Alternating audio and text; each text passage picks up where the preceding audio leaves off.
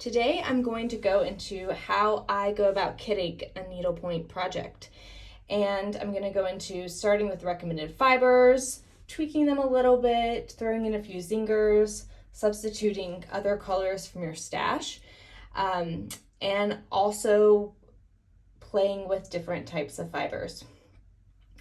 So first of all, how I start a kit is I first look at the recommended color list. And I'm lucky enough to have a pretty big stash.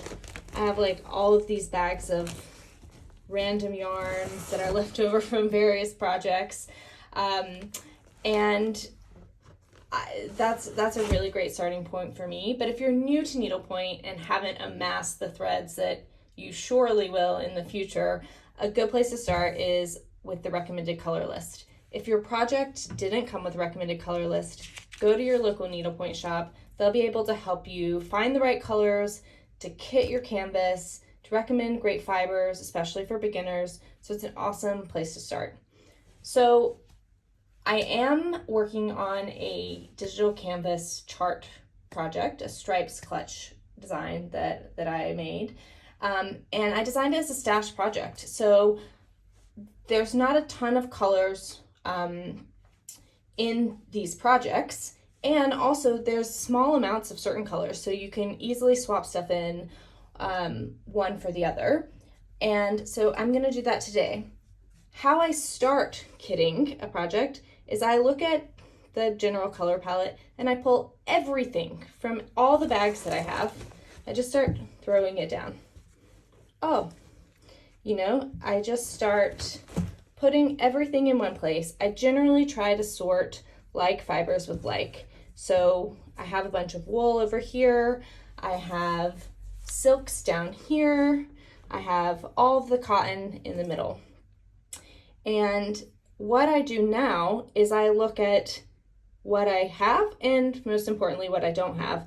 And if I don't have something, is it something I can swap out?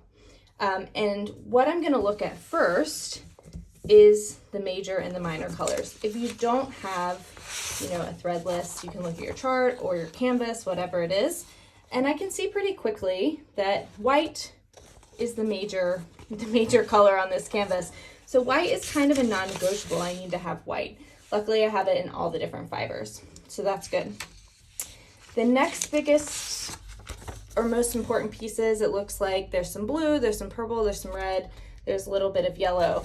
And I can tell from this chart that, I only need 8 yards of the gold, 10 yards of the lilac. Those are pretty minor numbers. One spool of this is 10 yards, so I should be okay in almost every color category, right? But if I'm gonna switch something out, it's definitely in these smaller, the more minor pieces of the chart. So let's see what I've got here for this project. I am missing some major colors in wool. Also, it's summer, so I don't know if I really want to be stitching with wool in the heat of the summer. So I think that what I'm gonna do is pull the wool out. I have the yellow, I have the white, which is awesome, but I'm missing that fuchsia element, which I feel like is a pretty important accent. This stripe right here. I don't love the color red that I have. I don't think it matches super well. I just don't think the palette looks so good together. So I'm throwing out the wool. The wool's going away.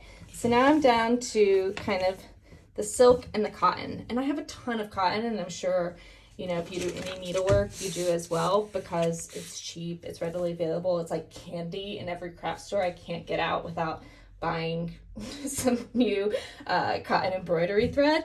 But I don't have as much silk, and that's because silk is harder to find, it's more expensive, and I actually don't work with it a lot because I go through it so fast, the dialettes are finicky, but it's such a beautiful fiber, especially the silk and ivory that I have, and I'd love to use it. So I want to see if there's any way I can kind of make that work. White. I need 130 yards.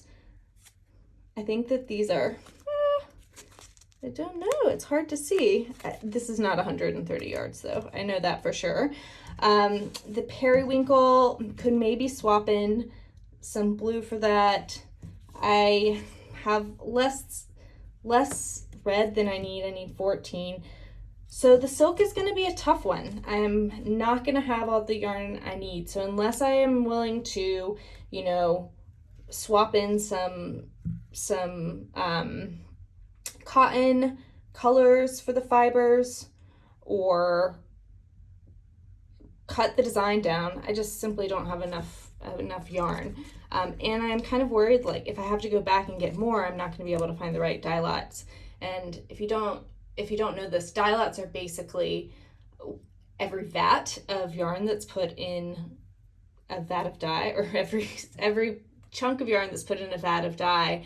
You know, there's a zillion different things could go differently in each vat to vat. Like, maybe someone left the yarn in for 5 extra minutes. Someone put 2 extra drops of dye in the yarn. So the colors change slightly, dye lot to dye lot. And it doesn't seem like a big deal, but when you're putting stitches right next to each other, you can start telling. So anyways, I think that sadly that means the silk is out for me, which is a bummer because I've been waiting to use this, especially this beautiful Singapore sling silk, but I'll have to find another project for it. All right, so now I'm down to the cotton, and I have a lot of options. I don't have exactly the right colors, and as you can see, I have different types of cotton here. I have pearl cotton and I have embroidery, 6-strand embroidery floss. Technically, I think you're supposed to use the 6-strand, but I actually prefer the pearl cotton because I think it acts a little bit more like needlepoint yarn, and for a needlepoint project, that's exactly what I want. I'm gonna show the difference in a project here. You can see it's slight. So if you're a perfect stitcher, do not mix the two. But this light green was done with pearl cotton, and it behaves a little bit more like yarn. So there is a little bit of the twist. It's also a little shinier. This blue, actually most of this was embroidery floss. The pink here, this was pearl cotton, number 8, but the rest was embroidery floss, and you can see a slight difference. It's not enough for me to care, so I'm gonna not worry about blending the two. So now I know what fiber I'm using. I know that I don't care if I have to mix embroidery floss and cotton. So now let's get down to getting the final palette together. All right, so first deciding on the white. White is white pretty much. So I'm just gonna use the Blanc thread. And I have a number 5 and a number 8. Number 5 is thicker. I might play around and test out which works better, but I have my whites, no worries. Okay, and then for the periwinkle, I have a few different blues. I also thought about throwing in, you know, this variegated blue, but I think that might be too crazy, so I don't think I'm gonna do that. I also think looking at the rest of these colors together, that's why it's great to get all of the colors together, because you're not going by whatever print job that you did to print out your chart or whatever the canvas is. You're actually looking at what the end product is going to be, which is basically just these threads together. So I think that this is too light. I'm going to throw that one out. I'm between these two, and I'll leave them till the end. So the next color is this fuchsia, which I love this fuchsia color. It's one of my absolute favorites in any fiber, in anything. It's a good one right now. Then I'm going into the lilac. I have 2 different lilacs right here, a light and a dark. I actually think that, I don't know, I can't decide. So I'm gonna leave them. I have a bunch of different reds here as well for this, you know, hazard color. I'm gonna go with this 666 red because I think it looks really rich next to this fuchsia.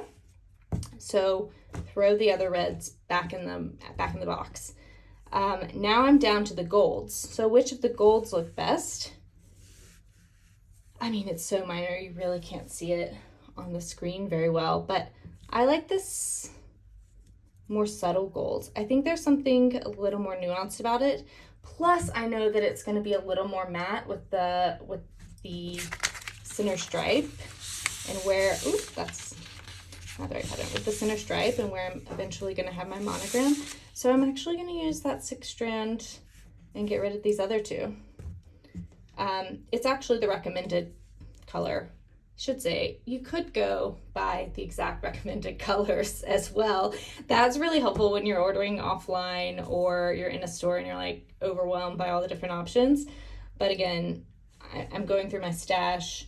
I'm seeing what I've got, replacing things, so I'm not too worried about the exact colors. I'm happy that these all look good together, so that's great. So now I have to make the tough choices between the blues and the purples. And then I actually want to think about what if I threw a metallic in here? What if I threw something crazy? And so again, I'm going to look to, you know, what are the different major and minor color groups? And I think that this stripe right here, which is this lilac color, is a good one to replace with something wild. I think it's going to be, you know, pretty nice little accent in the midst of white. The other thing I'm thinking is maybe I switch out one of these edge stripes, but I actually really like the fuchsia and the red, so I'm not switching that out. I'm going to switch out this center stripe with a metallic. So I'm pulling out my different metallic threads, and I think I like the silvers. They're kind of the same. Working with them will be different. I can already tell, like one is more twisted than the other, so we'll kind of play with that later. And I think with the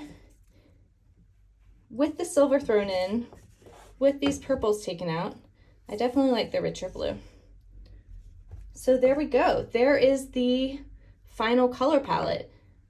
And, you know, it's all done by just putting everything you've got near your canvas and matching it up. Let me know if you have any questions or thoughts or have a different process that works better. Thanks.